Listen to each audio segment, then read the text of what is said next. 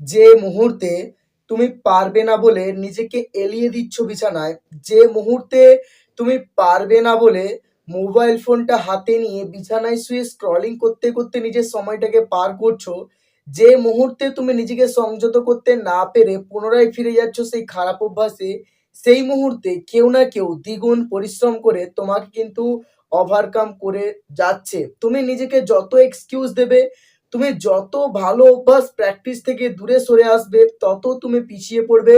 আর তোমাকে কেউ না কেউ ওভারকাম করে সামনের দিকে এগিয়ে চলে যাবে। আর এরকম করতে করতে তুমি এক্সকিউজ দেখাতে দেখাতে তোমার জীবনে তুমি কিছুই করতে পারবে না। সময় পেরিয়ে যাবে, কিন্তু একটা সময় পরে গিয়ে তোমার হতাশার পরিমাণ এতটা বেড়ে যাবে, তখন তুমি যে আফসোস করবে তার পরিমাণ দ্বিগুণ হবে। মানুষ সময় থাকতে বোঝে না, সময় থাকতে তার সঠিক গুরুত্ব দেয় না, যার কারণে মানুষ হেরে যায়। ব্যর্থতা আসছে আসুক, কিন্তু তুমি কিন্তু প্রতিদিন প্র্যাকটিস করো, নিজেকে একটু একটু করে প্রতিদিন ডেভেলপমেন্ট করো। মনে রাখবে, ব্যর্থতা আসে আসুক, কিন্তু তুমি পরিশ্রম করা ছাড়বে না, তুমি কাজ করা ছাড়বে না।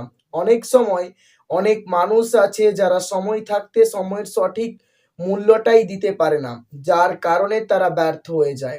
ব্যর্থ মানুষের সংখ্যা আজ দিন দিন বেড়েই যাচ্ছে, আর কমছে সফল হওয়া মানুষের সংখ্যা। সফল হতে গেলে চাই নিজের লক্ষ্যের প্রতি একটা ডেডিকেশন, নিজের কাজের প্রতি ভালোবাসা, এবং নিজের কথা শোনা, নিজেকে গুরুত্ব দেওয়া, একটা ডিসিপ্লিনের মধ্যে থাকা।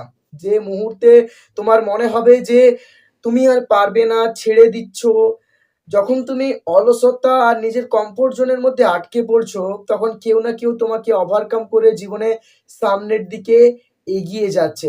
সফল হতে গেলে আগে নিজের ভেতরে থাকা এই কমফোর্ট জোনকে আগে ভাঙতে হবে, তা না ছাড়া জীবনে সফল হওয়াটা একেবারেই অসম্ভব।